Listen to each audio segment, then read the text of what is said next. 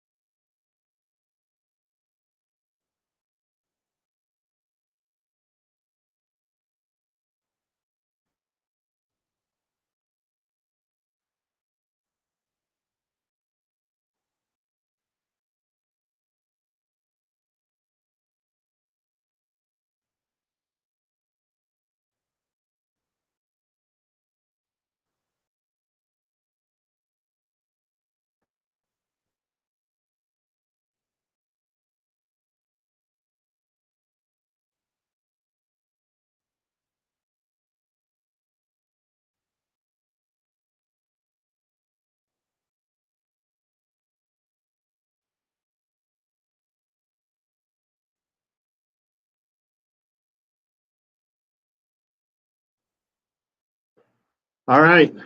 So you guys are here for a little bit about know more and the brand and social media and digital tools to build school success. I've got a lot of slides. I'm going to roll quickly. If you have any questions, I will stay as long as you like to answer them.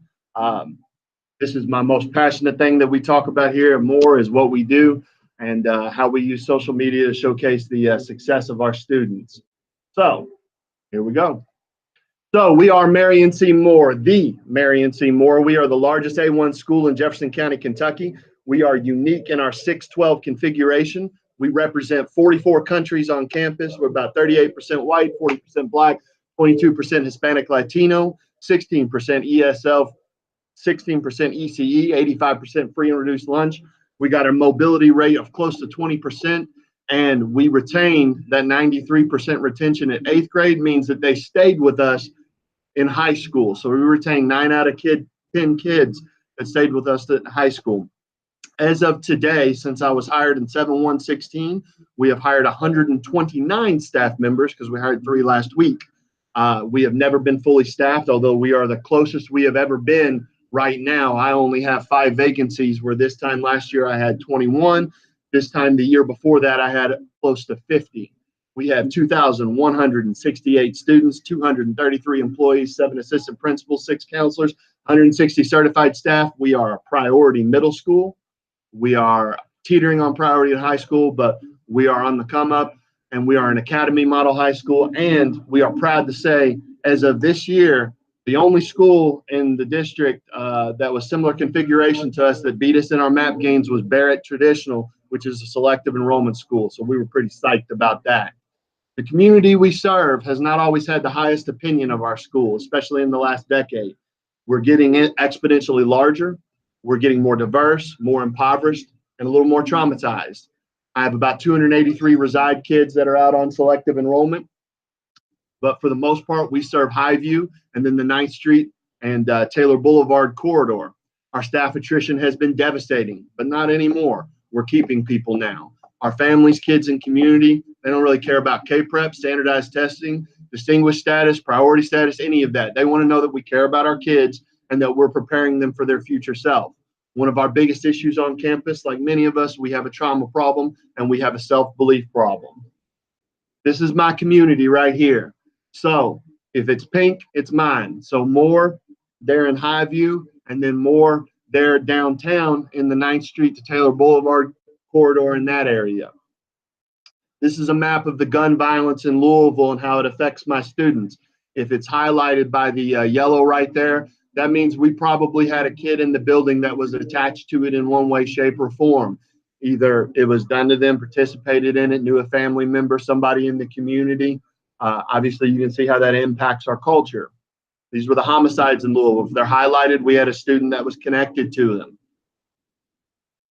This is the drug and alcohol arrests in the past 3 months in Louisville. You can see how that affects our school community as well.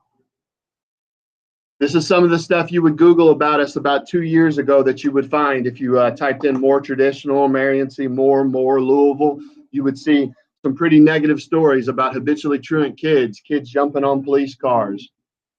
You would see some stories about bullying. You would see some stories about kids being attacked in Highview Park, a lot of negative stuff that gave a very bad impression of our school and our community. When I came to Moore, these are some of the things that I heard when I walked around the community, interviewed staff members, talked to people that lived in Highview. We would hear things like, it's a turnaround school. Get it righted, get out of there. All the good kids go to Manual anyway. Moore sucks. Our school is good. Everyone knows this. We need people to know this and how awesome our school is. So we had a lot of people out there that had an undercurrent of hope, and then a lot of people with a really negative impression. So this is how we've leveraged social media and some of our story to get to here. Some of the pictures I'm going to show up here for you guys to see is us over the last 2 years. You'll see kids that are pretty excited about being at school. They feel like they have a place to be. Kids that are out in their community doing things. Kids that are out there getting recognition in national magazines, on national TV, on local TV in the state, out in the community. Our graduation, one of the obviously best events for a high school. It's a very personalized graduation. We let them do their mortar boards, and a lot of times they will highlight folks that have helped get them there. And what you'll see in these pictures is an undercurrent of success that's starting to permeate our campus. We're really proud of the strides that we've made over the past couple of years, but we know we have a lot more to go. So how do we get there? It's a pretty simple formula. We practice hope and success. We're hope dealers, and we deal in the success of our students. One of the things we use social media for more than anything else is leveraging social media to be able to showcase the awesome things that our kids are doing and change that community perception. Because once they see that they're successful, the community sees they're successful, that success magnifies and it becomes exponential. So over the next couple of minutes that we're together, we're going to talk about our brand, how we've built it, and then how we use some of those tools to leverage that. We're going to talk a little bit about Blogger, YouTube, Instagram, Twitter, Facebook, and Google. And then I'll hang around for any questions you guys may have. So the core beliefs we have here on campus, everything that we do begins and ends with these core beliefs. One is culture becomes the most important thing on a school campus if you want a school to be successful. Our culture becomes before everything else. The brand, we want to build a place that people want to work, that kids want to attend, that parents want to send their kids to. And we do this by being honest, transparent, very communicative, and not spending time on the distractions that can be minefields in our profession. The second thing that is our core belief is we support, recruit, retain good teachers. And I have a belief as a principal to get out of their way and let them take risks. We try to build a culture where staff feels comfortable trying new things and trying to be innovative. And we don't punish them if it doesn't work out the first time. We don't focus on test scores here. I believe that that is malpractice. That's not something that I've ever wanted to do as a principal, is hammer down numbers down people's throats. People don't get excited about numbers. They get excited about seeing kids do successful things. They get excited about seeing kids make that next step. We do that with our next core belief, which is to celebrate our students and show their successes as often as possible, in many ways as possible, and just shout it from the rooftop as loud as we can. We do that because we want every kid to know that they matter and that their future matters. When they see a collection of adults that believe that, they start to believe that, and then we start to see the results that we want. I throw up the graphic on this next slide that we put up a lot of times when we're in staff meetings, beginning of the year, end of the year, middle of the year, or just when we need a refresher, which is the fragile little egg of culture. We focus on that above all else. And you'll see there on the right side of that graphic, there's a lot of things that we all hold dearly and that are important in education, but they all come second to culture. By focusing on our students' success loudly and proudly by any means necessary, all of those things on the right side will have their time and their place. And I'm not saying they're not important. They are. All of that stuff is CCR, your SBDM, PBIS, behavior, SREB, all that stuff is important. But you must put the premium on culture in your building and a culture of success before any of that stuff can happen and any of that stuff can be good. So we call it the brand here. So I sit up at night and I wonder how we can make schools that students, parents, and staff want to flock to, like the traditional schools we always talk about when we talk about flocking places. We talk about going to places like Mail, like Manual, PRP, St. X, Assumption. Stakeholders buy into the idea of being a Mail Bulldog, a St. X Tiger. So how do we make that happen at Moore? How do we make people want to work here? How do we make kids want to go here? How do we make families say proudly, my kid goes to Moore? We have to build a brand of exclusivity. The first point we have there is we've got to, if you inherit a building that you're standing in, you become its steward. And sometimes if you inherit a place like Mail that has 100 years of tradition, you're the steward of that brand. But if you inherit a school that doesn't have that 100 years of tradition and that great community buzz, you've got to build it. You've got to build the exclusivity and make people feel that they are a part of a tribe, a part of a community, like they're part of something bigger and special than what they are. That's how a good school should feel. It should be a vibrant culture. So how do you do that? The first step in that is when you talk about the mission, you talk about it like it is absolutely sacred. You must paint the picture of the promised land. You must paint the picture of where we will be one day, the school that we will become, and you constantly reference that. You hammer it down your students' throats that they're different in your school. Go back to what Rita Pearson said. Kids don't learn from people they don't like. Kids don't learn in a place where they don't feel special. So you build that exclusivity in your school. You do it by being relentlessly transparent when you screw up. No one in the world appreciates someone more than someone who will apologize when they make a mistake. And in education, we do it all the time. So as a school leader, as a teacher, as a principal, as anyone, if you do screw up, just be upfront about it. Be transparent about it. Because if you don't, then you're not protecting the brand. And if you don't protect the brand, then the brand doesn't mean anything and nobody buys into it. So when you screw up, own it and keep the brand intact. And then communicate ad nauseum about the promised state of being and what the top of the mountain looks like for your school.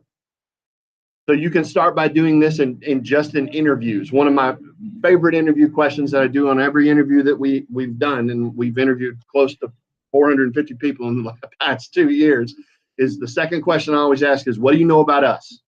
Because I want them out there. I want them to try and find out the culture that they're going to come to. And I want them to be able to tell me about the building they're going to come in.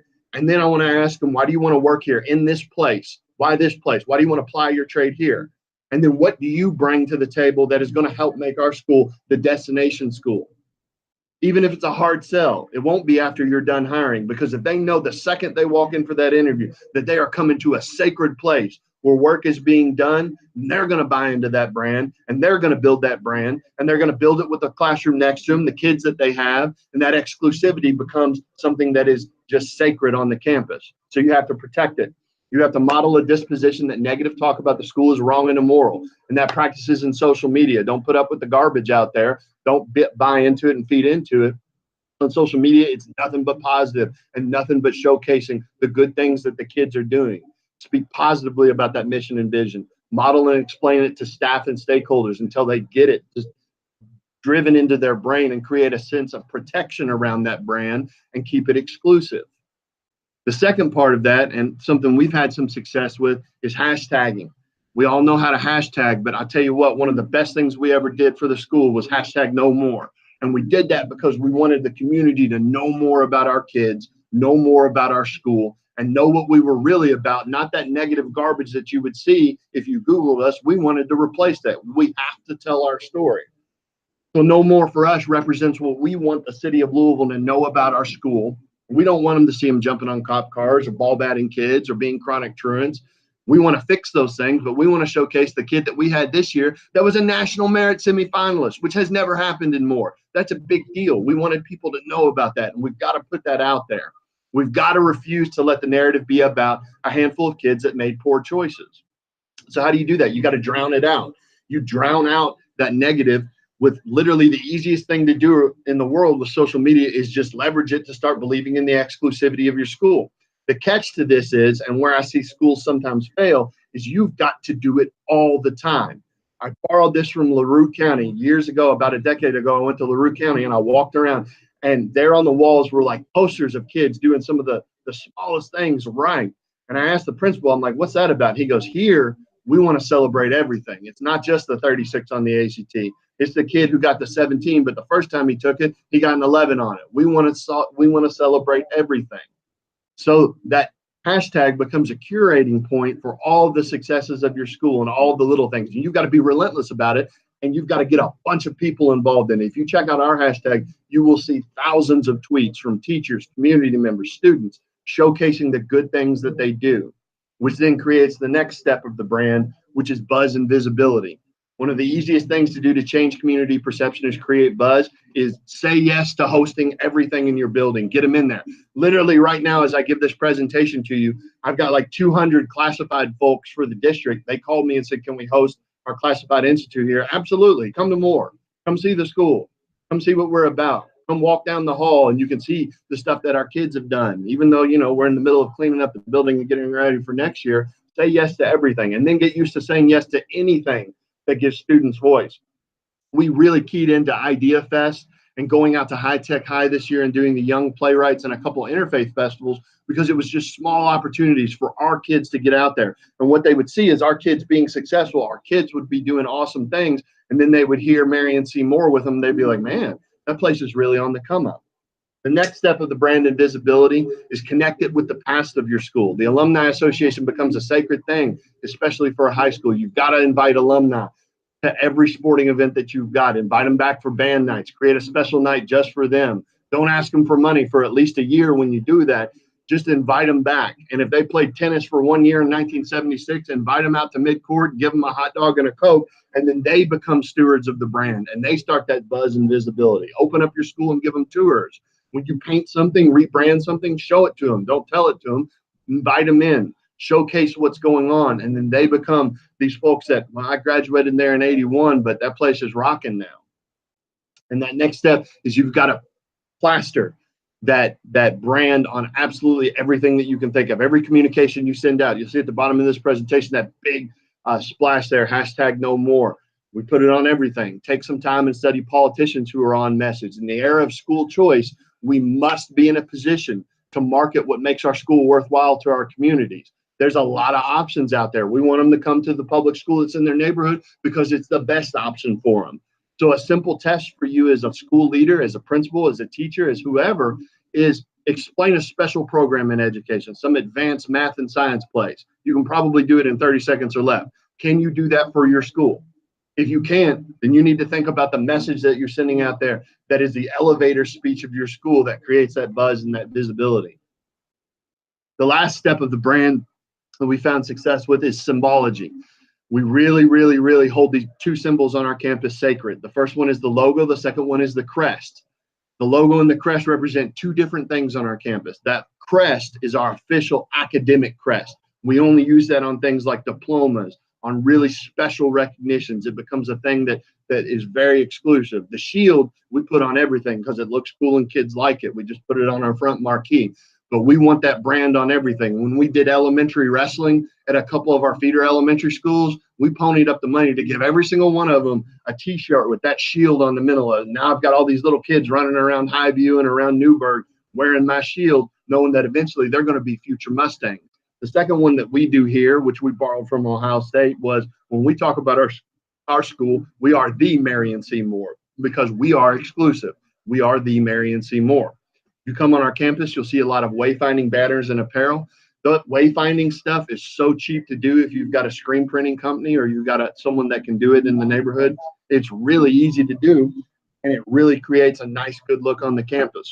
And paint the hallways, fix the cracks, do all of those little things so that it really kind of pops in the school and that symbology becomes important. This must be relentless. You got to put it on absolutely everything. The last thing we do for symbols is we claim our area. In Jefferson County, we're all over the place with student assignment. So we've got to claim what's ours. For us, that's Highview, a little bit of Newburgh, and then the 7th to Taylor Boulevard corridor. So we put our brand on that. We go to the businesses there. Here's some t-shirts, give them out to people, hang them in your window. Call us when one of our kids is there, let us know, be a part of our community. We go out there, we meet these folks, we give them their number, we give them some of our merchandise. You've got to be relentless about it because then they become stewards of that brand and they become the best storytellers for your school. So to recap all that, because I know I'm going quickly, the brand, exclusivity, # buzz visibility, symbology, communications is key to making the brand work. If the brand works, your kids will do better on all things. I know that sounds like super far-fetched, and I don't have a huge book of research to say so, but come on now. If a kid buys into the school that they're at and they're proud of it and they want to be there and their parents want them to be there, they're going to do better. Communication now lives on the net. That's why we've embraced social media. So this is how we use it. We utilize Google internally for some of the big communications. We do an internal site. Thank you, Heather Worrell. We do a Monday report, which goes out each week with everything that we've got going on the campus, because we've got, 7 grade levels and 2,100 kids, and we're all over the place. We do a community report that goes out once a week that does the same thing for our parents, just talking about what's going on campus, highlighting kids. We do forms and shout outs for all of the normal things that we do in the building. I'll talk about that in a little bit. And then we use all the normal stuff that Google is doing in the state now, all the classroom stuff, Google Docs, Google Hangouts, Google Classroom, all that stuff everyone else is doing. And we're about a 2-to-1 Chromebook school. Externally, we use slides really as like our go-to template. We found slides to be super versatile. Social media templates, we love the snipping tool and using Google Slides and using that as social media splash pages, which I'll give you some examples for in a minute. So that first one there is my Monday report. It's pretty simple, internal. We hot link everything, and it just shows, basically everything that's going on campus, what our faculty meeting is going to look like, what my instructional focus is for the week, what other slides are in there, what vacancies we've got going on, some environmental stuff, useful links that teachers need, improvement plans, our online anonymous suggestion box, all that good stuff. And we brand our priorities on the bottom of everything. Priorities in the building are on almost every communication we put out. That internal, that instructional focus, easy Word document I send out, that's a living document that's 190 pages by the end of the year. Do one once a week where I wax poetically about what I'm thinking instructionally. And then we do stuff like the weekly wrap-up video that I'll talk about here in a second. The admin agenda, same thing, same type of format. It goes out. My admin team is close to 21 people deep at this point. So that's a lot of people to keep on the same page so that we flow smoothly as a school. So we found that, that slide and just doing the copy slide each week with our hot links to all the stuff we need is the most efficient way for us to do business in the building. Our internal site, I imagine, looks like a lot of you all, everyone else's internal sites. We are moving to a more living calendar next year. We didn't want to bite it off this year. We wanted to get it right before we rolled it out. So we have been using Google Slides and doing it the old-fashioned way and typing it in there, but we'll have a more living calendar next year. One of the things that I think we do really well as a culture piece internally is our shout outs. And we use a simple Google form. I send it out every week. I have to be the curator of it because I love reading them on a Sunday night. When I do my Monday report out, basically, if you're a staff member, you just go to the Google form, you put someone's name in there and why you think they're awesome. And then we put it in the Monday report each week. So we have this document by the end of the year that's hundreds of pages long with these shout outs on them. The example that I threw up on this slide, Melody Ward, she's one of my 6th grade science teachers. She put out there, thank you to everyone for all the love and support this week. Special shout out to my 6th grade family for the enormous snack basket. That little stuff there makes people want to come to work. And I'll tell you, as a principal, I love it when I see my name on there, like I've done something well as a principal. And I'm like, yeah, I got my shout out of the week. But this is an organic thing that takes absolutely no time at all. And it's good. And folks they look forward to it, and it really builds a fun place to work. The next tool that we use YouTube. I do a video each week where I'm going to highlight basically the big things that are going on. I record this usually at my kitchen table, sometimes with my 3-year-old, sometimes my 9-year-old in there, sometimes with students in the building, and we just talk about the big things that are going on. And I'll tell you where I found the most success with this is if you record this video just like a conversation, like folks dig that. They love it. They like the earnestness, and it really allows you to connect with your school community. That guy out there in the state right now that's doing an awesome job with this is Chris Mason over there at Bullitt East. I mean, it's just a conversation with your kids and your students and your parents talking about, the big good things on campus. Like, when we had a state champion in wrestling, talked a little bit about him. We talk about, ideas like academic grit. We talk about our culinary program. We talk about events that are happening. But you hold that like a conversation. People love the authenticity and they feel connected to it. And it ends up being a really good thing. We also use YouTube for some sillier stuff. We've got a lot of teachers in the building that, they're pretty comical, and they like to put stuff out there just to get kids engaged and have a laugh. And one of the things we did this year was 3 ridiculous questions with some staff members. We have a social studies teacher in the 8th grade, shout out to Mr. Glibbery, who's probably the best straight man in the world for comedy. And he would just ask staff members some of the goofiest things in the world, and kids would just get a huge kick out of this, seeing their teachers being a little bit silly. We also did carpool karaoke this year a couple times. Our inaugural one was our football team. You got some of the toughest dudes on campus.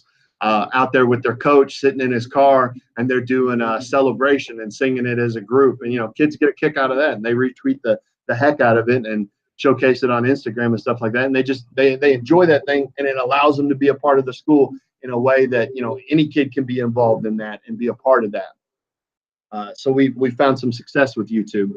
The next platform that we use is Blogger. Blogger we use for our internal site for the SBDM because we found it to be collaborative. So we use it for the internal site for the SBDM, and then I use it for my personal blog that sadly I haven't updated since I think it was like early May. I'm going to get on that this summer.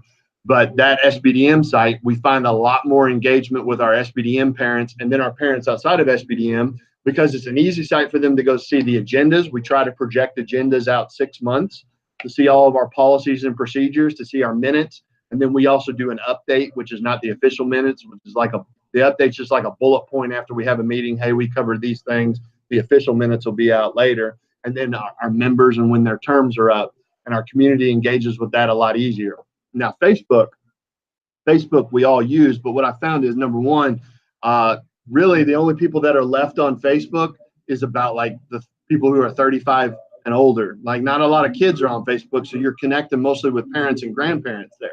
And what we found to be very successful with Facebook is to go out there and all those auto-generated pages that Facebook's do for communities, like your neighborhood association, your park, your area, your neighborhood, we've claimed them. So we took over like the Highview Louisville hashtag and Facebook page. So we get to post as Highview. So we post stuff about Highview and the businesses in the area we live in, but mostly we just post stuff about our school. And we found a lot of engagement through that. We do the same thing with our PTSA and our alumni association. What we've really experienced is we don't connect with a lot of kids on Facebook, but it is a great tool for the parents in the community. One of the things we love doing are the header pictures at top. We change those out about once a week.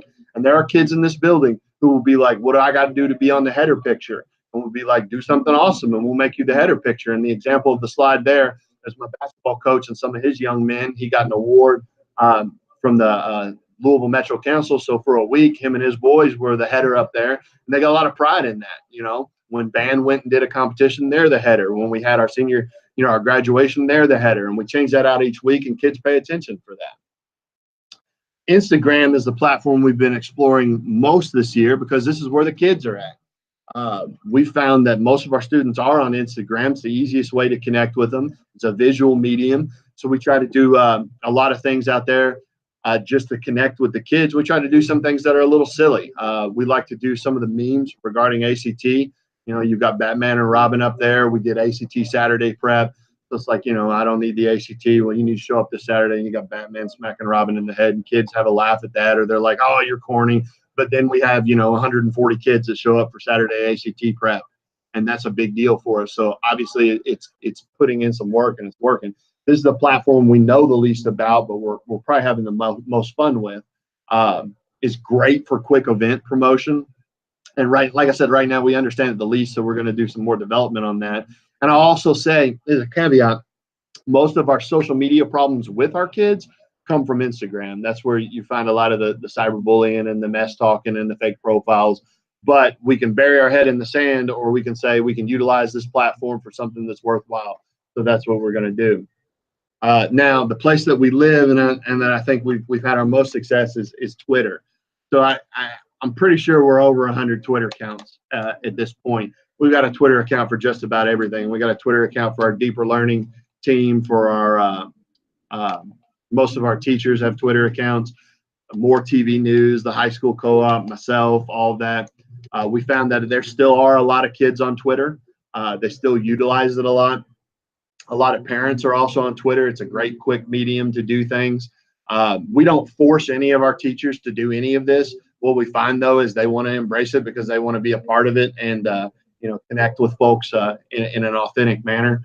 How we use Twitter, we use it to market and share information out to the community. We use it to celebrate, obviously.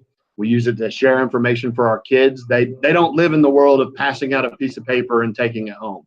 Like, it just ends up on the floor in the trash can. But they do remember a tweet. They do remember the Instagram post. And then probably the most professional part of Twitter is the PLNs for our staff. Our staff one of my guys, Kyle Chandler, who's an awesome tech guy here, as he really got into Twitter, he was like, man, it's like it opened my eyes up to the big wide world outside of me and all the cool stuff out there that's going on. So we use it also as a voice for district conversations, the JCPS chat. We were super proud this year. There was one JCPS chat where we outnumbered every single educator in JCPS that was on there with our kids alone. We had like over 40 kids that decided to join the JCPS chat because it was a topic that interested them. So they're interacting with our superintendent, assistant superintendents, teachers, principals, resource people all over the district. So we were pretty stoked about that. And we use it for student celebrations more than anything else. One of the big keys that we found utilizing social media for is that we cross-post 99% of everything. So it may take a little bit of time, but if I'm posting it to Twitter, it's going to my Twitter, the school Twitter, whatever pertinent Twitter it may need to go to, Instagram, Facebook. We put it all out there. Instagram's the least friendly to talk to the other ones, but it's getting better. We have a protocol in place internally that we have a couple of our big users in the building, a couple of teachers, a couple of admin that double up on the important posts, and they know how to do it and know the protocol to do that so that we get that visibility out there. We know that our students communicate visually, so we spent time putting communications in visual formats to draw their attention. We do, as silly as it sounds, we do a lot of memeing here because kids like memes and they connect with that, and it's a good way to convey information. So we actually have some juniors and seniors that do independent study in some of our tech pathways to do some of this creation and social media promotion. So like that first one up there is when we had middle school map testing, second round, who's got the greatest gains, and you got Thomas the Tank Engine with his big muscles. We put out there stuff like the high school tardy numbers just to celebrate the number of kids that didn't have tardies and our reduction in tardies, and kids appreciate that because they're seeing their success. Among our middle school, we do a lot of competitions between which middle school team has the best social media presence, and they, get a kick out of it out there being like, oh, the winning colors won, and, the Stallions didn't. We give shout outs to parents, even your parents, they love seeing their name out there, and they're like, my kid's going to appreciate to know that I'm engaged. So we had a whole group of parents that came out and spoke when KDE came in and did our audit this year. We give them a shout out, and they really appreciate that. When we get new staff members, we like to do social media posts out there to say who they are, what they're going to do in the building, or where they come from, kind of what their background is to connect with them. We do shout outs for kids that don't have behavior referrals and the number of kids that don't have behavior referrals. When we do student advisory meetings, we put those in visual formats because that's where kids connect to. When we went out to High Tech High in San Diego, which was a huge deal for us to present at the international conference out there, we did a lot of posts on that, showcasing the student work that was going out there. You'll see some examples there in the presentation of some of the memes we put out there for ACT and just goofy stuff that kids connect with. And then we do a little bit more professional stuff internally, like when we were communicated about our planned email outage and stuff like that, so that parents knew what was going on. And even the district picked up that template and used it for the whole district. So it's kind of cool how that stuff connects. And we put out their sports successes, obviously, and it's super easy to just have your iPhone, grab a couple of pictures of kids, make sure they have their release form, throw them on a splash page like that, and they're just stoked to see themselves in something that looks, pretty professional that another student created that showcases them out there. And they then own it since it's on digital media. They can retweet it. They can show it to their mom, their dad, tag grandma in it, that kind of stuff. So all this stuff, the wrap up for this is, I know I went pretty fast, is if you don't tell your story, someone's going to tell it for you. And what we found 2 years ago was out there in the community, there were a lot of people telling more story, but we weren't. So that was one thing that we have really intentionally tried to do. And social media is insanely powerful. We don't live in the world of newsletters anymore. I hope every school realizes that you've got to go where the kids are and the parents in the community are. And I haven't met a teacher, parent, or student yet that hasn't found positivity in this interaction with social media. In the age of school choice, we've got to protect the brand. So we go out there and we do our best to absolutely own our social media and showcase the individual and collective successes of our school. And I tell you what, it's working. So there you'll see some of our hashtags and ats there, and that pretty much wraps up my portion of the presentation with the slides. I know I haven't paid much attention to the questions there, but I'll go back through them there. and see if there's anyone you want me to answer. But I do appreciate you guys tuning in today. It's cool that we get to showcase, our kids in our school. We're really proud of them. They're pretty awesome. So if there's any questions, I'll pick them up now. I'm amazed that I'm actually close to my 2:15 mark. I thought it would take longer. Oh, that's nice. Thank you.